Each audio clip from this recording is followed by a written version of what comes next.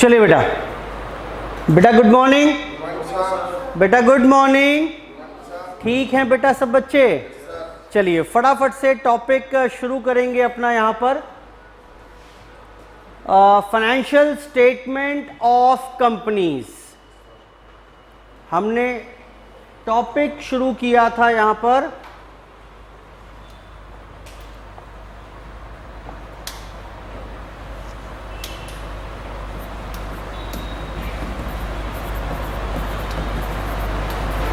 Financial statement of companies, financial statement of companies या simply final accounts, कुछ भी कह लीजिए, एक ही बात है। अब मैंने कहा कि कंपनी के फाइनल अकाउंट्स बनाइएगा तो वो ऐसा नहीं कि जैसे चाहे मर्जी बना दें। वो कैसे बनाइएगा बेटा, फटाफट से बताओ। एज पर कंपनीज एक्ट 2013, और यहां कहां लिखा हुआ है, फॉर्मेट कहां लिखा हुआ है, शेड्यूल 3 के डिवीजन 1 में लिखा हुआ है कि ये कैसे बनेगा। अच्छा, फिर बात आई फाइनल अकाउंट्स में आएगा क्या क्या। फाइनल अकाउंट्स में आएगी balance sheet, PNL, notes to accounts और कैश फ्लो स्टेटमेंट। वो अलग बात है, इसको हम सेपरेटली पढ़ेंगे एज पर AS 3। ठीक, वहां जाकर डिटेल में पढ़ लेंगे।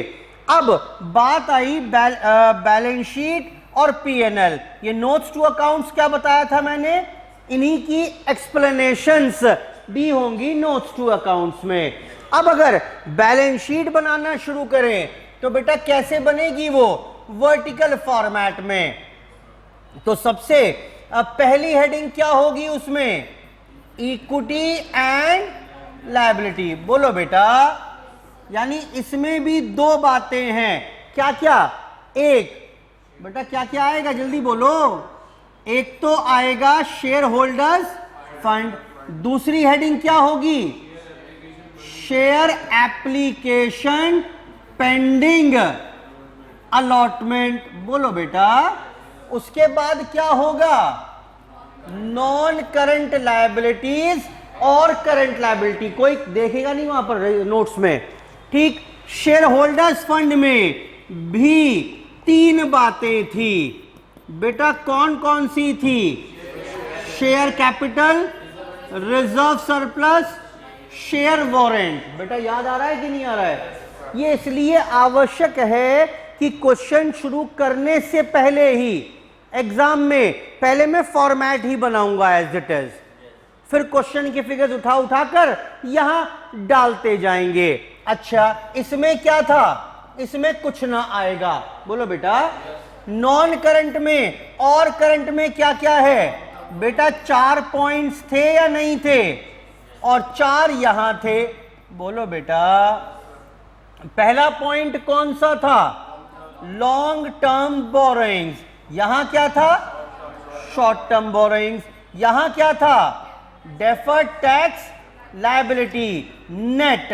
बेटा ये नेट का मतलब क्या है, अगर डेफर्ड टैक्स एसेट है और लायबिलिटी तो दोनों को नेट करके दिखाना है। एसेट हम आज पढ़ेंगे। यहां पर क्या होता था, ट्रेड पेबल्स। अच्छा, यहां क्या था, अदर लॉन्ग टर्म लायबिलिटी। तो फिर यहां क्या होगा, अदर शॉर्ट टर्म लायबिलिटी। अच्छा, फिर लास्ट पॉइंट क्या था, लॉन्ग टर्म प्रोविजंस। और यहां पर मेरे ख्याल से बहुत बार हम बार रिवाइज करते चल रहे हैं इसको। बोलो बेटा, ठीक, ये हमने अभी तक कवर किया। और एक काम और लगे हाथ कर ही लेते हैं, इसके अंदर के जो नोट्स बनने वाले हैं उनमें क्या खास बातें रहेंगी। एक बार लेट्स हैव एन ओवरव्यू। अच्छा सर, जो है ना, हम देखो ऐसा है, इसमें एक तो इसका नोट ना बनाएंगे, इसका नोट ना बनाएंगे, इनमें तो कोई खास बात नहीं थी। बोलो बेटा, बाकी सभी का हम नोट बना लेंगे। अच्छा, जरा बताओ फटाफट से, शेयर कैपिटल में क्या खास बात याद रखने वाली थी। सारी क्लास ऑफ शेयर्स अलग अलग दिखाओगे। बोलो बेटा कौन से शेयर हैं, कितनी पेड अप कैपिटल के, कितने फुल्ली पेड, कितने पार्टली पेड, और 5 साल तक डिस्क्लोज करना होगा। क्या क्या? 3 बातें। पहली कौन सी? कितने बायबैक किए, कितने बोनस में इशू किए, कितने इशू किए for consideration other than cash. याद आ रहा है कि नहीं आ रहा है? अच्छा, रिजर्व सरप्लस में क्या बात थी? सारे रिजर्व दिखा देंगे आप, general reserve, PNL, capital redemption reserve, capital reserve, जो भी रिजर्व हैं। हाँ, इनमें एक बात खास थी, अगर कोई फिगर नेगेटिव हो तो वो यहीं पर आएगी within the bracket negative sign के साथ। और हाँ, जितना भी कोई रिजर्व बढ़ेगा या घटेगा वो भी यहीं पर आने वाला है। पूरी एक्सप्लेनेशन उसकी आप दिखाएंगे। बोलो बेटा। उसके बाद लॉन्ग टर्म बोरोइंग्स में क्या खास बात थी?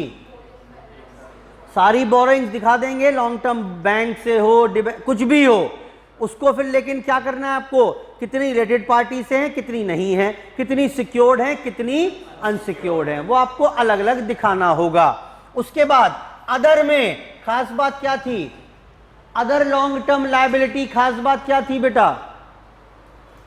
अरे बोलो बेटा। अदर लॉन्ग टर्म लायबिलिटी में क्या आएगा?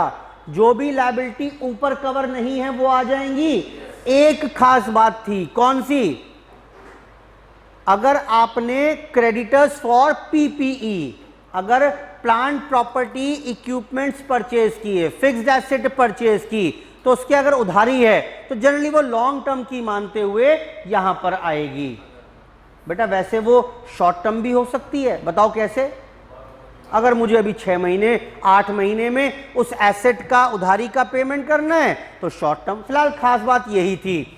और उसके बाद लॉन्ग टर्म प्रोविजंस, बेटा कौन से आएंगे?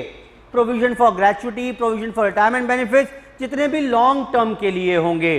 खास बात यह थी इसमें कि जितने भी प्रोविजंस होंगे रिलेटेड टू एसेट्स, जैसे PFBD, provision for fall in the value of investment, वो सारे के सारे रेलिवेंट एसेट की वैल्यू में से कम करके दिखाएंगे, यहां नहीं दिखाएंगे। बोलो बेटा। सिमिलरली बिल्कुल सेम एक्सप्लेनेशन थी यहां पर कि भाई अगर यहां पर शॉर्ट टर्म है तो बेटा बताओ क्या होगा? सारे शॉर्ट टर्म बोरिंग्स, साथ में कितने रिलेटेड पार्टी से हैं, कितने सिक्योर्ड हैं, अनसिक्योर्ड हैं, सारा डिस्क्लोजर आपको देना है।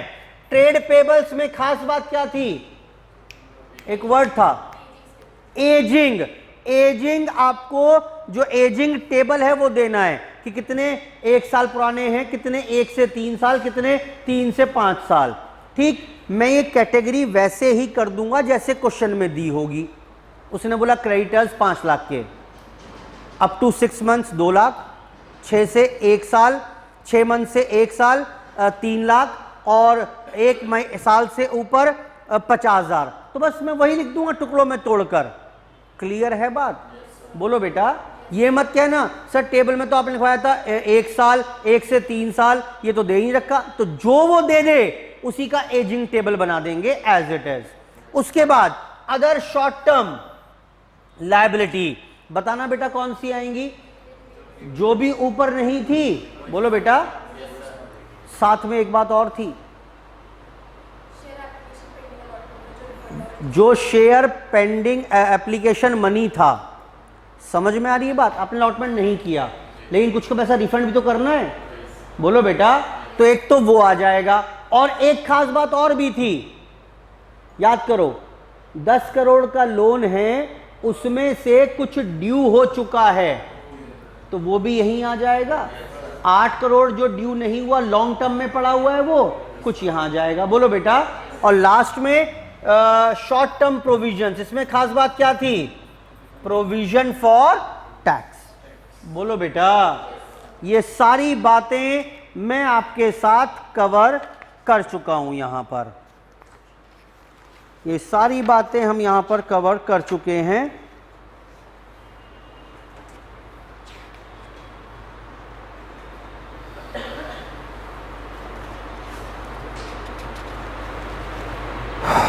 और ठीक है, पूरी लायबिलिटी साइड हमने यहां पर कवर कर ली थी। Today will be starting with the asset side. ठीक, मैं बार बार रिवाइज भी इसी पॉइंट ऑफ व्यू से करा रहा हूं कि आपको ना याद हो जाए फॉर्मेट। ठीक, बार बार बोलने से यही होगा कि याद हो जाएगा, क्योंकि फॉर्मेट चाहिए मुझे। अच्छा, एक बात मैंने पहले ही बताई आपको क्वेश्चन में दिख रहा है कि शेयर वारंट के बारे में कुछ नहीं दिया हुआ। दिख रहा है मुझे दूर से ही कि share application money pending allotment नहीं है। डेफर्ड टैक्स एसेट के बारे में कुछ नहीं बोल रहा, लायबिलिटी के बारे में कुछ नहीं बोल रहा। फिर भी मैं चाहूंगा कि पूरी बैलेंस शीट आप एज इट इज ही बनाएंगे। जिसकी इंफॉर्मेशन नहीं होगी उसके आगे डैश लगा देंगे। हम ज्ञान पेल देते हैं ना अपना कि भाई मुझे मालूम है ये आइटम होते हैं, आपने क्वेश्चन में नहीं दिए कोई तो मैंने निल कर दिया, उसके आगे डैश लगा दिया। क्लियर है बात? यानी सबसे पहला काम फाइनल अकाउंट्स के क्वेश्चन देखते ही ये होगा कि मैं फॉर्मेट बना लूं पहले। तो लायबिलिटी साइड तो हो गई कंप्लीट। अब आएगी किसकी बात बेटा? बोलो बेटा। ये है ना हमारी बैलेंस शीट। ये देखो, ये बैलेंस शीट है, यहां बन रही है इक्विटी एंड लायबिलिटी। ये खत्म हो गई। यहां पर 2 साल की फिगर्स आती हैं, कौन कौन सी? करंट ईयर, और ये कभी बनाना पड़ेगा नहीं वैसे। अब दूसरा पार्ट शुरू हो गया इसका, and that is the asset side. आपको समझ में आ रहा है कहां पर आ चुके हैं हम? बोलो बेटा। इसमें 4 चीजें हमने देखी हैं। ये 4 चीज समझ में आ रही है ना? नॉन करंट, करंट, ये क्या था? एप्लीकेशन, और ये क्या था? इनके अंदर कुछ कुछ लिखा हुआ था हमने। ठीक, coming on to the asset side. तो एसेट साइड में 2 ही हेडिंग हैं बस। कौन कौन सी? अगर मैं एसेट साइड की बात करूं तो यहां पर बहुत ज्यादा नहीं है चर्चा करने के लिए। नॉन करंट एसेट्स और दूसरा कौन सा? Current assets. क्लियर है बात? नाम से ही समझ में आ रहा है। नॉन करंट एसेट का मतलब क्या होगा? जो मैंने रखी हुई है for a period greater than, बोलो बेटा, और यहां पर क्या होगा?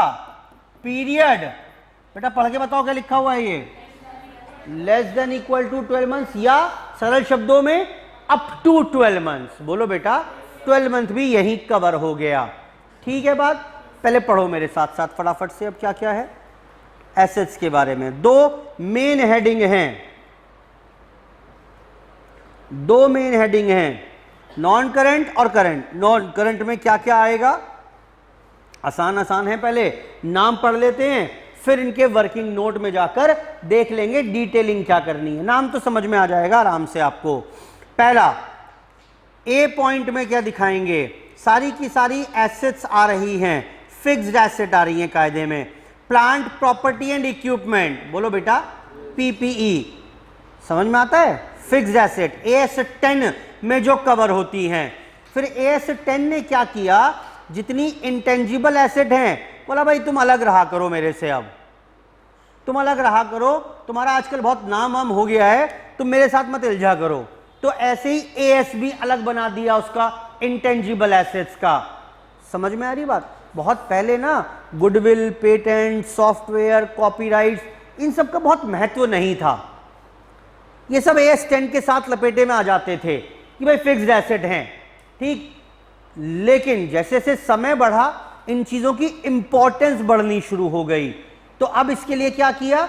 अलग अकाउंटिंग स्टैंडर्ड बना दिया, अलग तरीके से बात करेंगे इनसे, अलग हेडिंग बन गई। बेटा दिख गई आपको?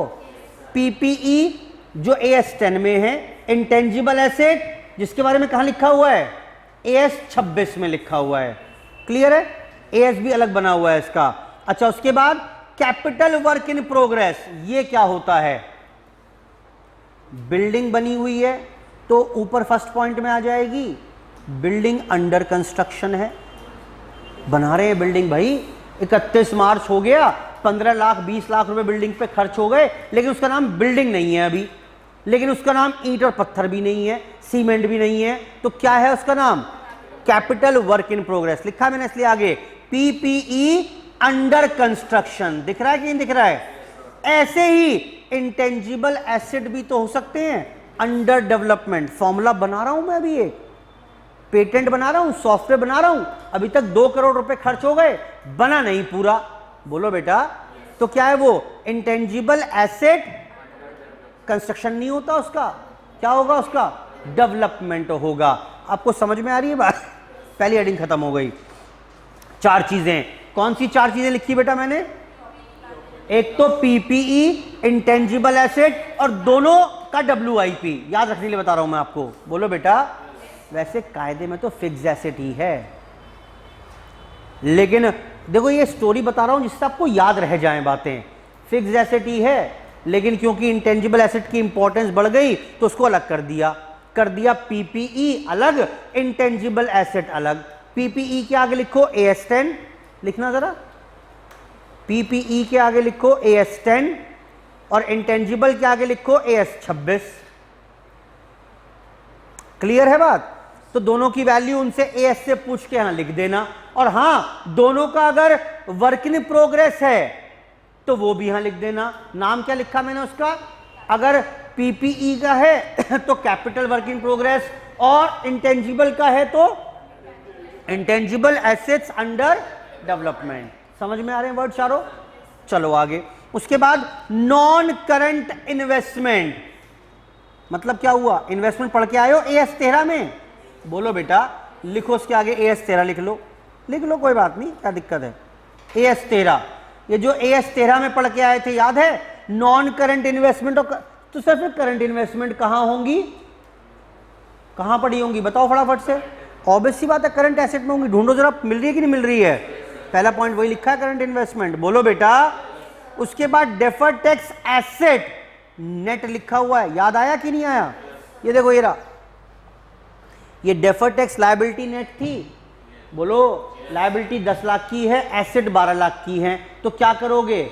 नेट 2 लाख की आ जाएगी यहां पर, बस दैट्स इट, इससे कुछ नहीं करना। लिख लो उसके आगे AS22, इसकी वर्किंग AS22 में होती है। आगे आइए, long term loans and advances. इस बार कौन से लोन्स एडवांस हैं? जो मैंने दिए हैं। वहां क्या थे? बोरोइंग्स, जो मैंने लोन लिया बैंक से, यहां जो पैसा मैंने दिया किसी को, ठीक? ऑब्वियस सी बात है, इसमें भी मैं पढ़ नहीं रहा, अभी आगे लिखा होगा उसमें भी, जब पढ़ेंगे ना इस बार भी होगा पक्का, कि जो लोन दिए मैंने फ्रेंड को, रिलेटिव को, किसी और कंपनी को, बताओ उसमें डिस्क्लोजर रिक्वायरमेंट पक्का होनी चाहिए कि कितने सिक्योर्ड हैं, कितने अनसिक्योर्ड हैं, कितने रिलेटेड पार्टी को हैं, कितने अदर्स हैं। समझ में आ रहा है? जब मैंने लोन लिया था तो बताया था, जब मैं लोन दे रहा हूं तो भी ये डिस्क्लोज करना पड़ेगा कि कितने सिक्योर्ड, कितने अनसिक्योर्ड, कितने रिलेटेड पार्टी से, कितने नहीं। बाद में भी पढ़ते हैं, तब आएंगे, फिलहाल तो मैं एसेट साइड आपको रीड करा रहा हूं पूरी, बस एक बार। उसके बाद अदर नॉन करंट एसेट, जो कहीं ऊपर ना आएगा वो सारी कहां आ जाएंगी? अदर में। जैसे कौन कौन सी हो सकती है उसके भी बात कर लेते हैं थोड़ी देर में। उसके बाद करंट एसेट्स में क्या क्या आएगा? एक तो करंट इन्वेस्टमेंट, बोलो बेटा। उसके बाद इन्वेंट्री, इन्वेंट्री जानते हो क्या होता है? पढ़ के आए हैं सीए फाउंडेशन में। इन्वेंट्री मतलब स्टॉक। स्टॉक 3 तरीके का हो सकता है, कौन कौन सा? Raw material, WIP, finish goods. अगर मैन्युफैक्चरिंग ऑर्गेनाइजेशन है, ट्रेडिंग है, तो बस एक होगा रॉ मटेरियल और फिनिश गुड्स। बोलो बेटा। चलो अभी देख लेते हैं इसके बारे में। ट्रेड रिसीवेबल्स क्या होते हैं? Debtors, BR। बोलो बेटा। कुछ याद आ रहा है? ट्रेड पेबल्स में खास बात क्या थी? एजिंग टेबल बनाया था आपने, यहां पर भी बनाएंगे एजिंग टेबल। पता है लेकिन कैसा बनेगा इस बार?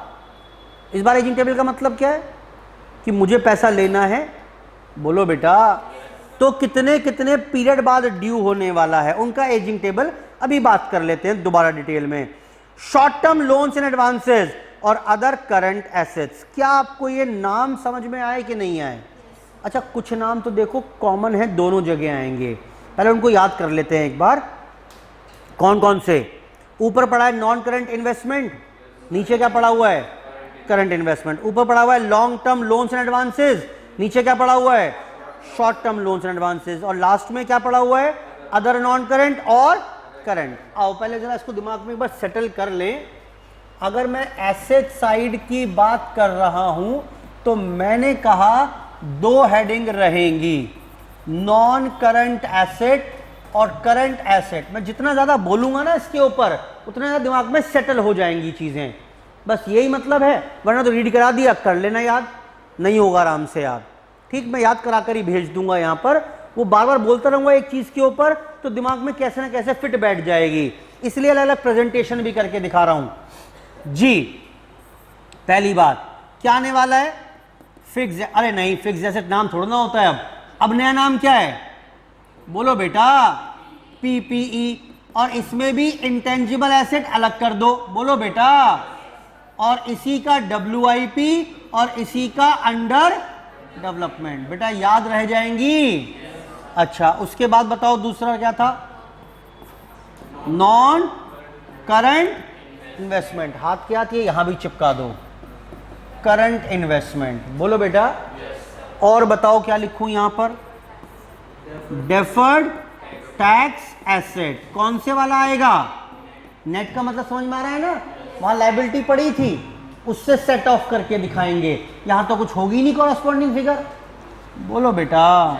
और बताओ फिर, long term advances, loans and advances. तो यहां क्या पड़ा होगा, short term loans and advances. उसके बाद बताओ बेटा, अदर नॉन करंट एसेट्स। तो यहां क्या होगा, अदर। बेटा ये कॉरस्पॉन्डिंगली मैच हो रहा है कि नहीं हो रहा है, मैंने जान के ऐसे लिखा है, इससे 3 आइटम तो याद हुआ आपको इसके, बोलो बेटा। तो नॉन करंट एसेट में कितने आइटम हुए, 5 हो गए, 5 हो गए। पहले तो फिक्स एसेट वाला AS10 AS26 और दोनों का WIP। दूसरा, अरे बोलो, नॉन करंट इन्वेस्टमेंट AS13 वाला, फिर DTA AS22 वाला। चौथा, long term loans and advances और other loans and other non current assets. बेटा ठीक है बात। आओ करंट एसेट्स के ऊपर, इसमें क्या क्या है, करंट इन्वेस्टमेंट ये पढ़ा एक, तो ये पढ़ा एक, तो करंट इन्वेस्टमेंट। दूसरा पढ़ो बेटा, अब यहां तो ये है नहीं तो इसकी जगह क्या आ रहा है, यहां पर, यहां आ रहा है इन्वेंट्री। याद करने के लिए सुनो, वहां पर DTL पढ़ा था, उसकी कॉरस्पॉन्डिंग क्या पढ़ा था वहां पर, ट्रेड पेबल, बोलो, वही तो था। 4 फिगर नॉन करंट लायबिलिटी में थी, 4 करंट में थी, चारों सेम थी सिवाय एक के, वहां DTL पड़ा हुआ था और उसके आगे ट्रेड पेबल, बोलो याद आ रहा है। ये देखो चारों आइटम सेम ही तो हैं, बस कौन सी अलग थी इसमें, ये वाली अलग थी, बोलो बेटा। ऐसे ही अब अगर डायरेक्ट टैक्स एसेट है तो उसके अगेंस्ट में क्या पड़ा हुआ है, यहां पर इन्वेंट्री और ट्रेड रिसीवेबल, बोलो भाई, ट्रेड रिसीवेबल। वहां ट्रेड पेबल था, यहां क्या है, ट्रेड रिसीवेबल। बेटा याद रह जाएगी बात, ये ऐसे याद रखना पड़ेगा आपको, ऐसे याद रखना पड़ेगा। 5 पॉइंट यहां पर हैं भाई, यहां फिक्स्ड एसेट हैं, इनका तो यहां कोई मतलब ही नहीं है नॉन करंट में, क्लियर। अब आई बात नॉन करंट इन्वेस्टमेंट, तो करंट इन्वेस्टमेंट का दो। DTA ये तो पता है, इसके कॉरस्पॉन्डिंग क्या आएगा, वहां पर आया था ट्रेड पेबल, यहां क्या आएगा, इन्वेंट्री और ट्रेड रिसीवेबल, याद रह जाएगा। आगे आओ, उसके बाद ये वहीं चेक करो, कैश एंड कैश इक्विवेलेंट। अच्छा एक चीज और लिख लो यहीं पर ही, ये CD हो गया, ये E है, ये F है, कैश एंड कैश इक्विवेलेंट। बेटा ये बताओ, ये याद रह जाएगी बस बात आपको। अभी मैं सिर्फ फॉर्मेट ही याद करा रहा हूं एसेट साइड का, मेरे ख्याल से दिमाग में ना थोड़ा पिक्चर इमेज बन जाएगी। ये इसलिए ऐसे लिखा है मैंने पैरेलल, जिससे आप कंपैरिजन कर पाएं। तो एसेट साइड की अगर बात करें तो एसेट साइड में we need to make a comparison. 2 heading हैं, नॉन करंट एसेट और करंट एसेट। नॉन करंट में पहला फिक्स्ड एसेट वाला हेडिंग है, उसमें क्या क्या आ जाएगा, PPE और इंटेंजिबल, और दोनों का WIP। दूसरा नॉन करंट इन्वेस्टमेंट, अगर नॉन करंट यहां पड़ा है तो वहां करंट इन्वेस्टमेंट पड़ा है। उसके बाद DTA नेट। जब DTA नेट यहां पड़ा है, इसके कॉरस्पॉन्डिंग तो यहां कुछ होता नहीं, तो यहां 3 चीज डाल देना। वहां एक चीज थी लायबिलिटी में, कौन सी थी? Trade payable. यहां 3 चीज कौन सी होंगी? इन्वेंट्री, ट्रेड रिसीवेबल और कैश एंड कैश इक्विवेलेंट। ये क्या होता है अभी कर रहे हैं बात इसकी डिटेल में। उसके बाद यहां क्या आएगा? Long term loans and advances. यहां क्या आ जाएगा? Short term loans and advances. यहां क्या आएगा? Other non current asset. यहां क्या आ जाएगा? Other short term other current assets. बेटा ठीक है बात ये। क्या इनके हम शेड्यूल्स पर मूव कर लें? अब देखो जरा फॉर्मेट देखो तो शेड्यूल नंबर 10, 11, 12, 13, 14, 15, 16, 17, 18, 19, 20 पढ़ने वाले हैं। इसमें जो कैपिटल वर्क इन प्रोग्रेस है या इंटेंजिबल एसेट अंडर डेवलपमेंट है, इसका कोई वर्किंग नोट नहीं है।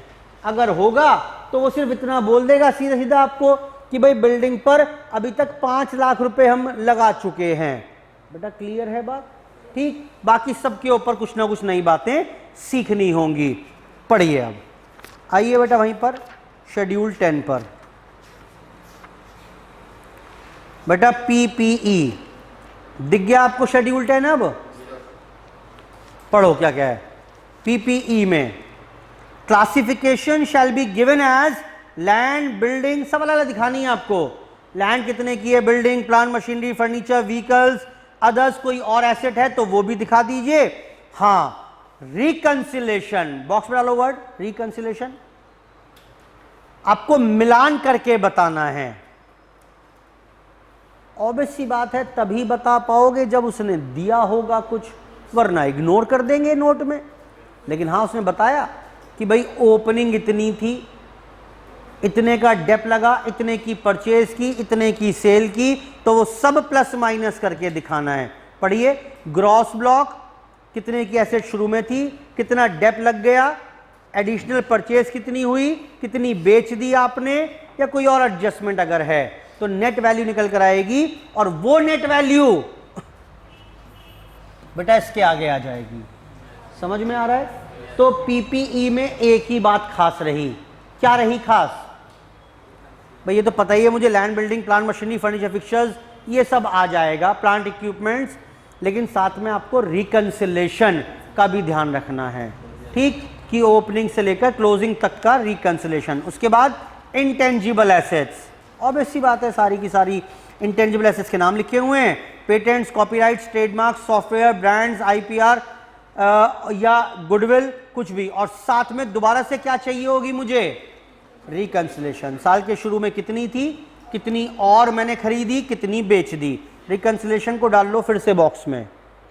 तो दोनों में कोई खास बात निकल कर आई नहीं अभी तक। तो नाम तो मुझे पता ही होते हैं। PPE का मतलब क्या, इंटेंजिबल एसेट का मतलब क्या। जब ट्रायल में पड़ा होगा गुडविल, सॉफ्टवेयर, उठाकर सीधा इंटेंजिबल एसेट के नोट्स टू अकाउंट में डाल दोगे?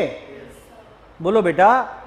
चलो आगे, बाकी दोनों में वर्किंग नोट है नहीं कोई, तो कहां आ गए सीधा फिर अब हम?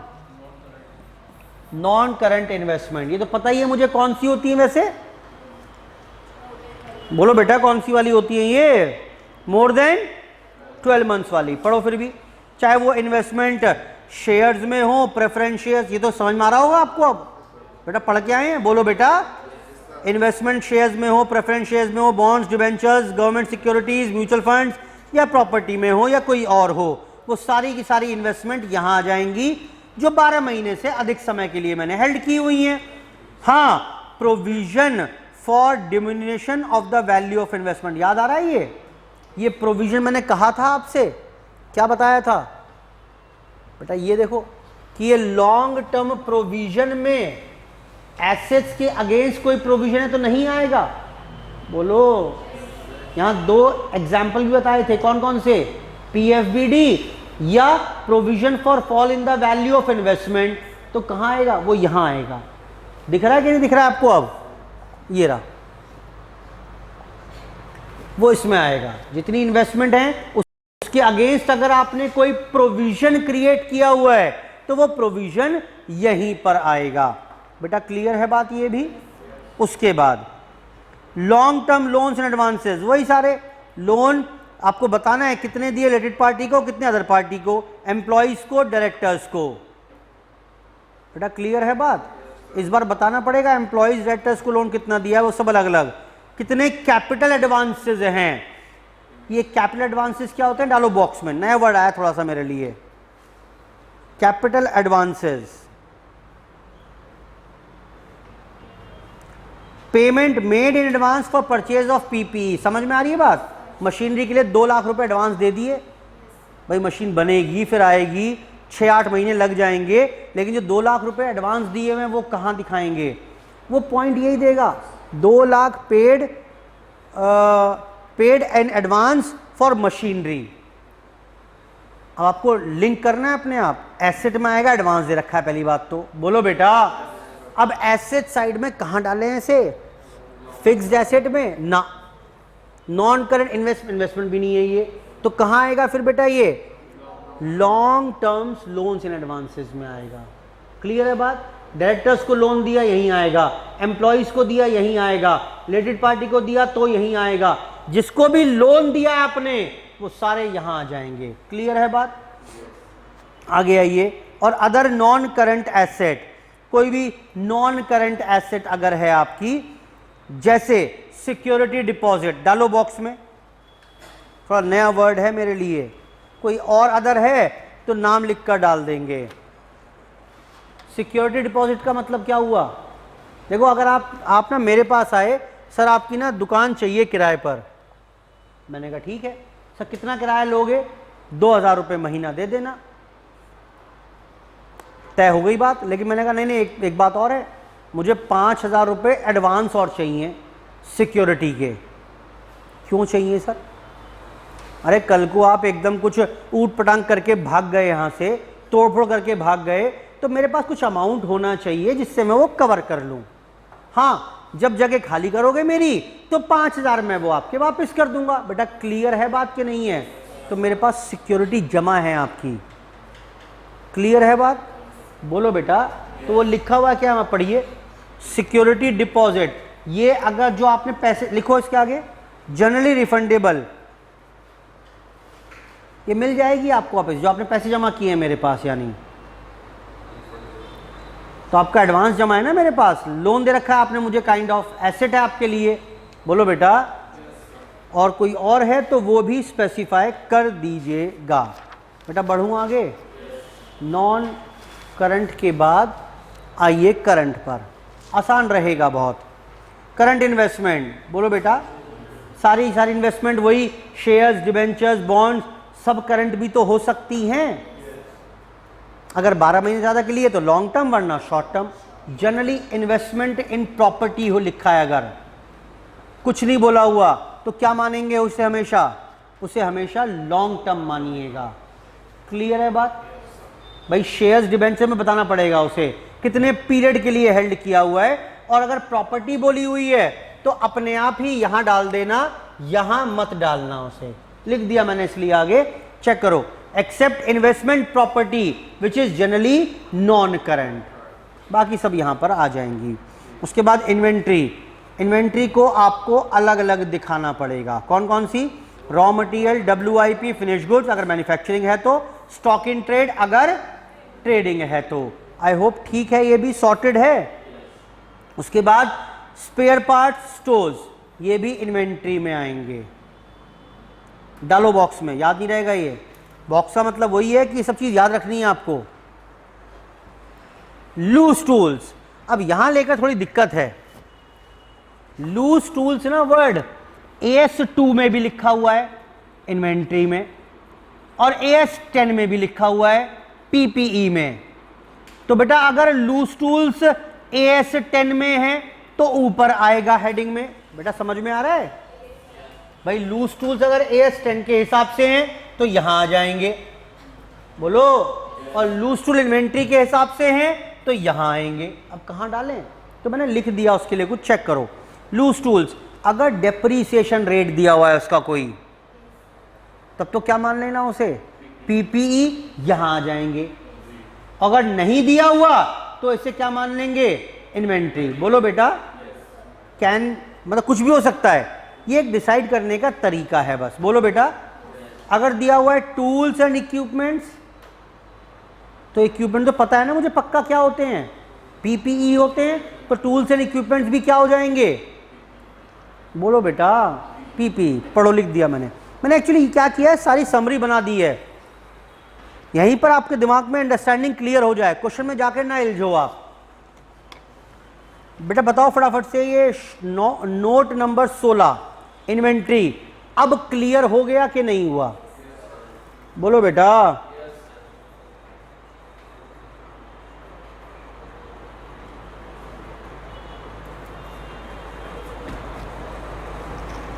उसके बाद साथ में दिखाइएगा कुछ गुड्स इन ट्रांजिट भी अगर है तो, ठीक।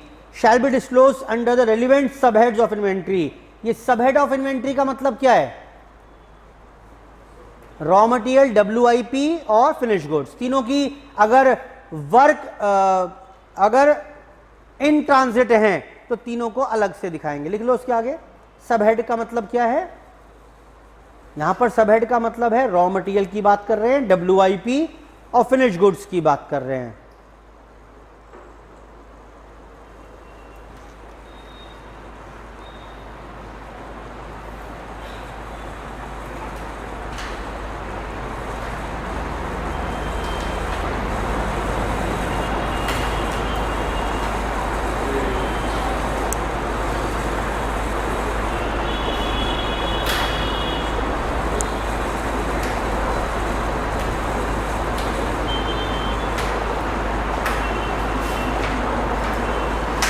बेटा क्लियर है बात? ये आ गया। उसके बाद अगली हेडिंग कौन सी थी यहां पर? अरे बोलो कौन सी थी, बोला करो भाई, याद होएगा तभी तो। ट्रेड रिसीवेबल, ठीक, जैसे बीआर हो गए या डेटर्स हो गए, ठीक। साथ में एजिंग शेड्यूल दिखाएंगे उनका, जैसे कैसे कि भाई कितने लेस देन 6 मंथ्स वाले हैं, कितने मोर देन 6 मंथ्स वाले हैं, और कोई प्रोविजन है तो यहीं से लेस हो रहा है। देख रहे हो आप गजब, लॉन्ग टर्म प्रोविजन में नहीं पड़ा हुआ, ये प्रोविजन एसेट्स का है तो यहीं से लेस हो रहा है। ये एग्जाम्पल भी है आईसीएआई का, मैंने लिख दिया इसमें, वो 6 महीने और मोर देन 6 मंथ्स करके एजिंग शेड्यूल है ये इसका। बोलो बेटा। चलो, कैश एंड कैश इक्विवेलेंट थोड़ा सा इंपॉर्टेंट है बस ये। अच्छा वैसे क्या समझ में आ रहा है आपको कैश एंड कैश इक्विवेलेंट से? जितना नकद की बात कर रहे हैं, कैश इन हैंड हो गया, कैश एट बैंक हो गया। बोलो बेटा, ये कैश इक्विवेलेंट का क्या मतलब हुआ? वैसे कैश नहीं है ना, मार्केट सिक्योरिटी एग्जांपल हो गया। कैश जैसा, हिंदी कर रहा हूं मैं वर्ड की, cash equivalents, equivalent equal, cash जैसा। कैश तो नहीं है, रोकड़ तो नहीं है जेब में मेरी, लेकिन कैश जैसा ही कुछ पड़ा हुआ है। पढ़ो इसमें क्या क्या आएगा। बैलेंस विद बैंक, बोलो बेटा, आपको बताना पड़ेगा कितना शेड्यूल बैंक हैं, कितने अदर देन शेड्यूल बैंक हैं। क्लियर है बात? कोई बड़ी चौड़ी बात नहीं है, वो तो ऑब्वियस सी बात है, बता देगा। Balance with schedule bank, balance with unscheduled bank, तो आपको दोनों ही हेडिंग ऐसे डालकर लिख देनी है। कितने चेक पड़े हुए हैं, बोलो बेटा, लिख लो उसके आगे। चेक्स इन हैंड, जितने चेक पड़े हुए हैं। भाई नहीं लगाया बैंक में मैंने अभी, अगर बैंक में चले जाते तो बैंक बैलेंस में जुड़ जाते, अभी चेक मेरे हाथ में पड़े हुए हैं। कैश इन हैंड, कोई दिक्कत है क्या? बोलो बेटा यहां तक ये सारा तो कैश था। आओ कैश इक्विवेलेंट पर आओ। अब क्या कह रहा है ये बोल रहा है year marked balances with bank. ये क्या होता है? Year marked balances with bank, देखो होता क्या है, मैंने डिविडेंड डिक्लेयर किया, ठीक, डिविडेंड डिक्लेयर किया, पहले प्रपोज किया फिर डिक्लेयर कर दिया, और सबके अकाउंटों में फिर आरटीजीएस लगा दी मैंने कि भाई आपका ये डिविडेंड बनता है, मैंने आरटीजीएस लगा दी, ट्रांसफर मार दी। अब कुछ ट्रांसफर मेरे पास लौट के वापस आ गई, कारण कुछ भी हो सकते हैं। आपका बैंक अकाउंट बंद हो गया, इनएक्टिव है आपका बैंक अकाउंट, ठीक, या आपने कोई और कारण के वजह से आपकी बैंक जो पड़ा है वो अकाउंट वो डोरमैट में चला गया, कुछ भी हो सकता है कारण, ठीक, वो पैसा लौट के मेरे पास आ गया। तो अब रिक्वायरमेंट क्या है, वो अलग से आपको खाते में रखना है। ऐसा नहीं है कि वापस मेरे बैंक में आ जाए तो मैं इसे अपने इस्तेमाल के लिए यूज कर लूं। ठीक, समझ में आ रही है बात कि नहीं आ रही है? तो वो मार्क किया हुआ है मैंने, पढ़िए example, unpaid dividend money kept in separate account, ये एग्जांपल लिख दिया मैंने इसका। बोलो बेटा, ऐसे जो भी कोई और पैसा पड़ा हुआ है जो आप यूज नहीं कर सकते, आपको देना है ना ये, बोलो बेटा, ठीक, तो वो अलग अकाउंट में जाकर पड़ा हुआ है फिलहाल। Year marked balances with bank. आगे आइए, bank deposit with more than 12 months maturity shall be disclosed separately. Clear है बात? भाई बैंक बैलेंस है आपका, कुछ एफडी में पड़ा हुआ है, क्लियर है बात? तो अगर वो 12 महीने से ज्यादा का पीरियड है मैच्योरिटी का तो अलग से दिखा देना उसे, और अगर लेस देन 3 months है तो अच्छा, इसमें एक चीज और देख लो आप, ये इसको बाद में बताऊं अभी।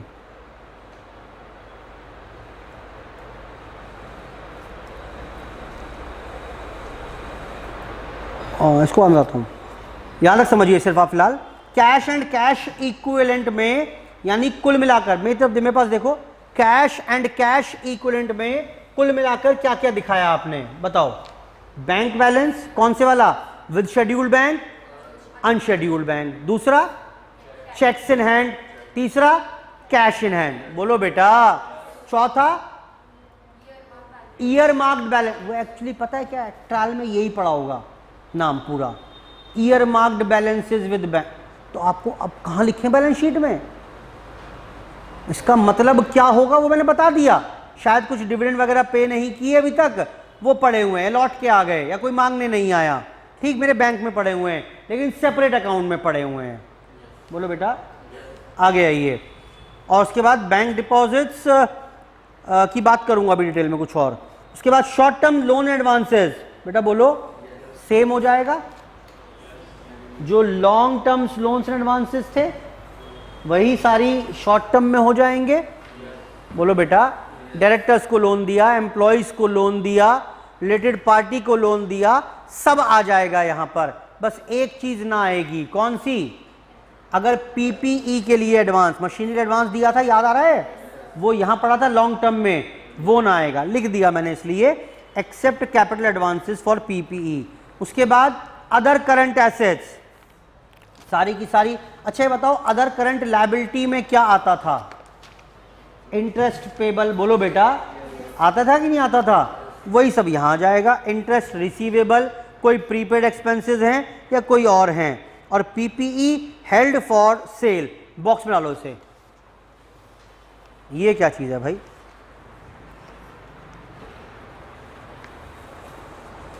सुनो सुनो ध्यान से, पहले यहां पर मत देखना उसको आगे। कोई पीपीई है, पीपी वर्ड यूज नहीं कर रहा मैं, एसेट है, आपने यूज के लिए परचेज की, फॉर यूज या फॉर सेल, बताओ क्या करोगे इसे। अगर एसेट परचेज की खुद के यूज के लिए तो उसे हम क्या बोलते हैं, पीपीई बोलते हैं, बोलो बेटा, कहां जाएगा ये, वे कहां आएगा, नॉन करंट एसेट में, ठीक है चलो। नॉन करंट एसेट में पॉइंट ए यही था, 1 का ए, बोलो बेटा। अच्छा, अगर सेल के लिए परचेज की तो क्या कहेंगे इसे, इन्वेंट्री, और इन्वेंट्री है तो कहां आ जाएगा, करंट एसेट्स में, बोलो बेटा, ठीक है, करंट एसेट में। एक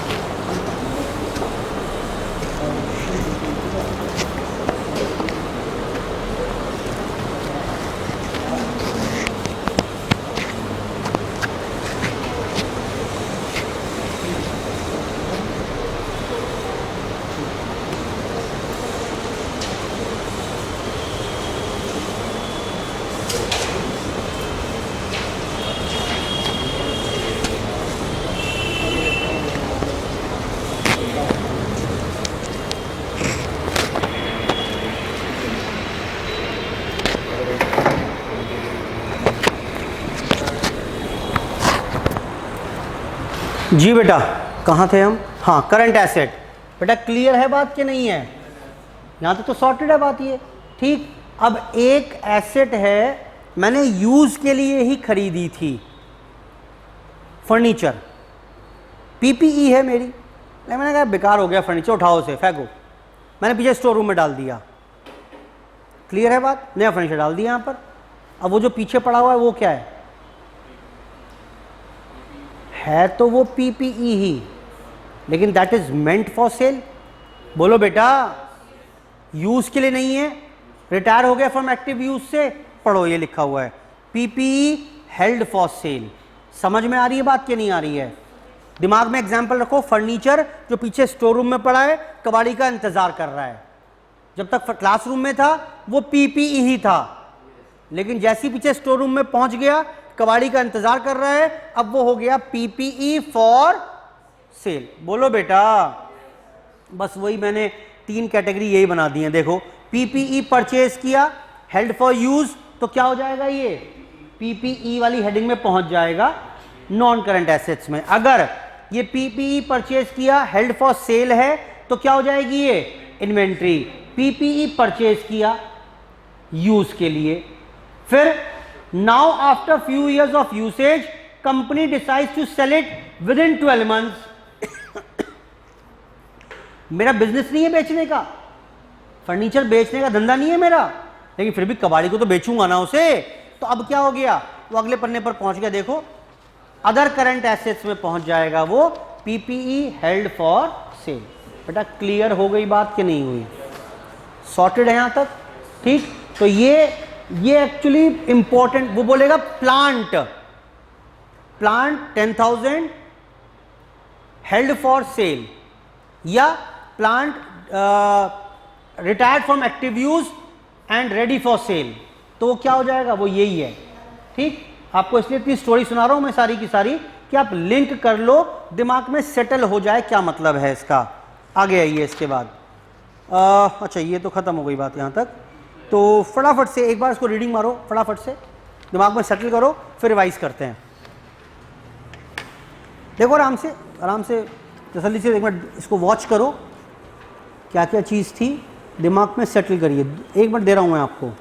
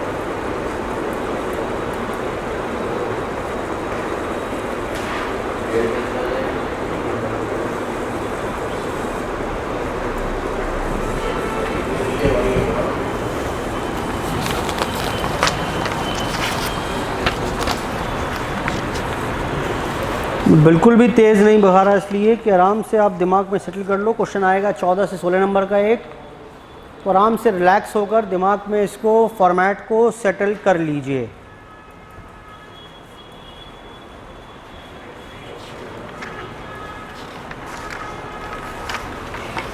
पीएनएल में ज़्यादा टाइम लगेगा नहीं हमारे को, बैलेंस शीट ही ज़्यादा इंपॉर्टेंट है जी। बेटा बस बंद कर दो अब इसको, एक बार इसको मत देखना, ठीक है ना। आओ देखते हैं दोबारा से एक बार। तो जी हम एसेट की बात कर रहे हैं, तो मैंने कहा एसेट को दिखा दो 2 टुकड़ों में। बेटा कौन कौन से थे? नॉन करंट एसेट्स और करंट एसेट्स, 2 सब हेडिंग बन जाएंगी।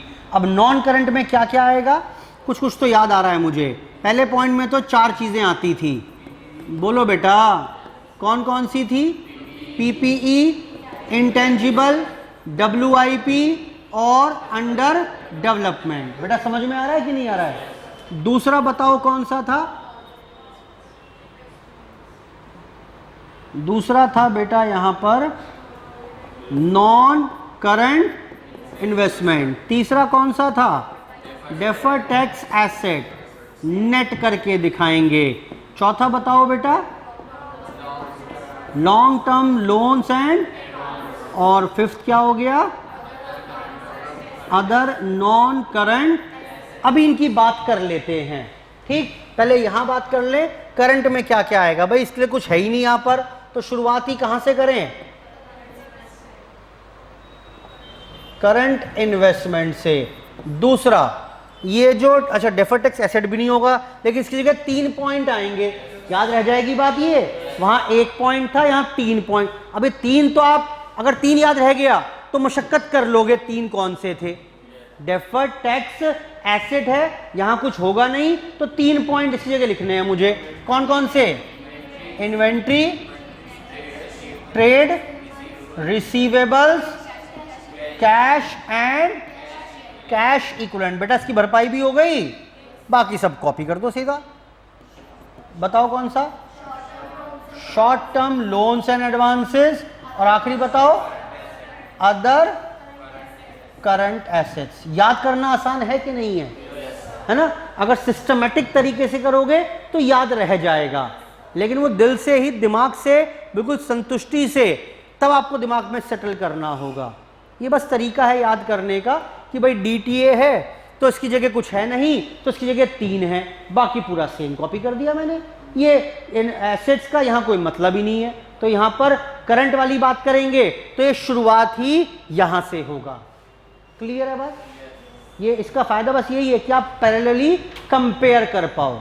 चलो जी, अब बात करें इसके अंदर आकर, तो पीपीई में क्या बताया मैंने, बोलो बेटा, सारी एसेट्स आ जाएंगी। इंपॉर्टेंट बात बताओ क्या थी, इंपॉर्टेंट ही बताओ मुझे। रिकंसिलेशन करोगे, बोलो इसका भी क्या होगा, इसके लिए कोई वर्किंग नोट है ही नहीं, ठीक है। नॉन करंट में बताओ क्या बात थी, सारी की सारी इन्वेस्टमेंट आ जाएंगी, साथ में उसमें क्या आएगा, प्रोविजन भी लेस करके दिखाएंगे, ठीक। इन्वेस्टमेंट सारी हो सकती हैं, shares, debentures, bonds, securities, property, और साथ में provision for following the value of investment भी यहीं आ जाएगा। बेटा ठीक है, इसके लिए कोई नोट नहीं है। लॉन्ग टर्म बताओ बेटा, लोन्स एंड एडवांसेस, जितने भी लोन दिए रिलेटेड पार्टी को, एम्प्लॉइज को, डायरेक्टर्स को, सब आ जाएंगे। बोलो कोई खास बात, हाँ। कैपिटल एडवांसेस, अगर आपने किसी एसेट को परचेज करने के लिए लोन दिया हुआ है तो वो यहां आ जाएगा साथ में। और अदर नॉन करंट में कौन से होंगे, सिक्योरिटी, बोलो बेटा, एक ही बात खास बताइए बस, सिक्योरिटी डिपॉजिट, वो रेंट पर मैंने जगह किराए पर ली थी तो उसके लिए मकान मालिक को सिक्योरिटी दी हुई है मैंने, बोलो बेटा, रिफंडेबल है, वापस मिल जाएगी, मेरे पैसे जमा हैं उसके पास, एसेट है मेरी। बेटा क्लियर है बात, अच्छा। नॉन करंट में बताओ, वही सारी बातें करंट वाली, बस एक बात क्या, एक्सेप्ट इन्वेस्टमेंट इन प्रॉपर्टी, वो यहां नहीं आएगा, वो जनरली लॉन्ग टर्म ही होती है, नॉन करंट ही होती है। उसके बाद इन्वेंट्री, इन्वेंट्री में कौन कौन सी दिखाएंगे, रॉ मटेरियल, WIP, और हाँ साथ में अगर कोई इन ट्रांजिट हो तो इन सबको भी अलग अलग दिखाइएगा। बोलो बेटा क्लियर है बात इतनी। उसके बाद ट्रेड रिसीवेबल्स, इंपॉर्टेंट बात क्या है इसमें, एजिंग शेड्यूल दिखाना है अगर क्वेश्चन में दिया हो। CCE ये थोड़ा इंपॉर्टेंट सा था, क्या क्या है इसमें, बैंक बैलेंस दिखाने हैं, कौन से, with scheduled bank, with unscheduled bank, checks in hand दिखाने हैं, कैश इन हैंड दिखाना है। बोलो बेटा, इसके अलावा year marked balances with bank, clear है बात, याद रहेगा वर्ड ये। उसके बाद short term loans and advances सारे वही हैं जो लॉन्ग टर्म थे, बोलो बेटा, और अदर करंट एसेट्स कौन सी इंपॉर्टेंट थी इसमें, सारी की सारी नॉन करंट, सिवाय एक कौन सी, अरे बोलो बताया था अभी, प्रॉपर ये जो फर्नीचर पड़ा हुआ है पीछे स्टोर रूम में, बोलो बेटा, furniture, PPE held for cell, बोलो बेटा, यही आपको ऐसे ध्यान रखना है बस, ठीक। एक एक बार घर जाकर ऐसी बनाओ आप वर्किंग में, क्या क्या खास था इसमें दिमाग में सेट करो। क्योंकि देखो एक बात बताऊं मैं आपको, ये 10 12 15 पन्ने हैं, इनको आप बार बार नहीं पढ़ सकते एक एक पॉइंट। आप समझ रहे हो, कितने सारे पन्नों की समरी बस यही तो है। तो आप रिवाइज भी ऐसी करना घर जाकर इसको, ये पॉइंट थे, इसमें ये खास बातें थी जो आपको ध्यान रखनी है। क्लियर है बात? बोलो बेटा। एक पॉइंट इसमें हमने छोड़ा था, बताया था उसके बारे में क्या था वो देख लो। बैंक डिपॉजिट है, एफडी की बात करें तो बड़ा सिंपल सा है। एफडी कौन सी वाली आएगी? सिर्फ 3 महीने तक की। देखो लिख दिया मैंने नीचे, अगर आप देखो लाइट पेन से लिखा हुआ है। एफडी लेस देन 3 मंथ्स की है तो कहां आएगी? ठीक है। 3 से 12 महीने की है तो कहां आएगी? Current investment. बोलो बेटा। और 12 महीने से ज्यादा की है तो कहां आएगी? दिख रहा है आपको? वो मैंने लिखा हुआ है 3 से 12 महीने सीसीई क्रॉस। अब ये सीसीई नहीं है तो क्या है? अब ये करंट इन्वेस्टमेंट। और एफडी 12 महीने से ज्यादा की है तो सीसीई नहीं है, ये क्या है? ये नॉन करंट इन्वेस्टमेंट्स। बेटा क्लियर है बात के नहीं है? ठीक। आई होप ये पूरी एसेट साइड भी आपको समझ में आ गई होगी। चलिए जी, हमारे पास इसमें रह गया बस अब एक स्टेटमेंट ऑफ पीएनएल, उस पर थोड़ा काम करेंगे और फिर कुछ क्वेश्चंस शुरू करेंगे प्रैक्टिस के लिए। ठीक है, आज की चर्चा यहीं पर समाप्त। धन्यवाद, बाय बाय।